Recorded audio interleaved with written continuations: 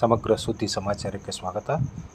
ಇಂದು ಬಸವನ ಬಾಗೇವಾಡಿಯಲ್ಲಿ ವಿಜಯಪುರ ಜ್ಞಾನ ಯುಗಾಶ್ರಮದ ಜ್ಞಾನಯೋಗಿ ಲಿಂಗೈಕ್ಯ ಸಿದ್ದೇಶ್ವರ ಸ್ವಾಮೀಜಿಯವರ ಗುರುವಂದನ ಕಾರ್ಯಕ್ರಮವನ್ನು ಜನವರಿ 1 ಮತ್ತು 2ರಂದು ಹಮ್ಮಿಕೊಳ್ಳಲಾಗಿದೆ. ಇದು ಬಿಜಾಪುರ ಜ್ಞಾನಯುಗ ಆಶ್ರಮದಲ್ಲಿ ಹಮ್ಮಿಕೊಳ್ಳಲಾಗುವುದು. ಈ ಕಾರ್ಯಕ್ರಮದ ಪೂರ್ವಭಾವಿ ಸಭೆಯನ್ನು ಬಸವನ ಬಾಗೇವಾಡಿ ಪಟ್ಟಣದಲ್ಲಿ ಕರೆಯಲಾಗಿತ್ತು. ಈ ಕಾರ್ಯಕ್ರಮದಲ್ಲಿ ಬಸವಲಿಂಗ ಸ್ವಾಮೀಜಿಯವರ ನೇತೃತ್ವದಲ್ಲಿ ಈ ಕಾರ್ಯಕ್ರಮವನ್ನು ನಡೆಸಲಾಗುವುದು.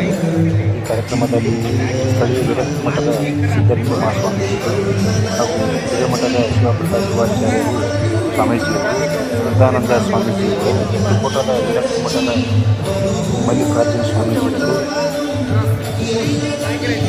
ಹಾಗೂ ಪಟ್ಟಣದ ಹಿರಿಯರಾದಂಥ ಗಣ್ಯ ವ್ಯಕ್ತಿಗಳಾದಂಥ ಈರಣ್ಣ ಪಟ್ಟಣಸಿಂಗಿ, ಶೇಖರ್ ಗುಳಸಿಂಗಿ, ಬಸವಣ್ಣ ದೇಸಾಯಿ, ಬಸವರಾಜ್ ಹಾರಿವಾಳ್, ಶಿವನಗೌಡ ಬಿರಾದಾರ್, ಸಂಗನಗೌಡ ಚಿಕ್ಕೋಡ್ ಹಾಗೂ ಹಲವಾರು ಅನೇಕ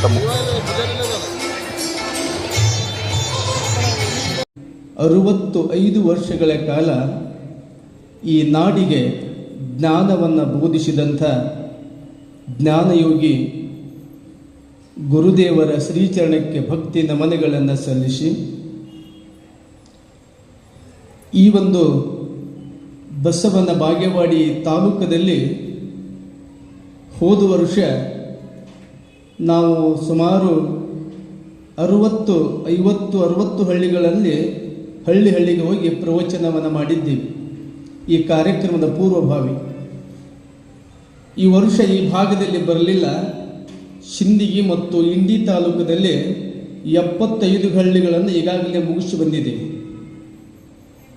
ಹೀಗಾಗಿ ಮೊನ್ನೆ ನಾನು ಸತ್ಯಜಿತನಿಗೆ ಕರೆದೆ.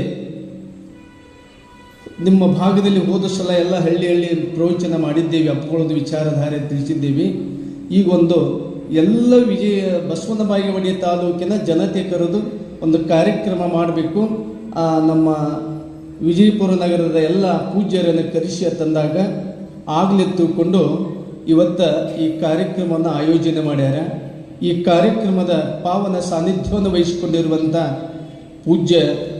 ಎಲ್ಲ ಪೂಜ್ಯರಲ್ಲಿ ಅನಂತ ಶರಣಾರ್ಥಿಗಳು ಸಲ್ಲಿಸಿ ಎಲ್ಲ ಗಣ್ಯಮಾನ್ಯರಲ್ಲಿ ಹಾಗೂ ಶಾಂತ ರೀತಿಯಿಂದ ಕುಳಿತಿರುವ ತಮ್ಮೆಲ್ಲರಿಗೂ ಶರಣಾರ್ಥಿಗಳು.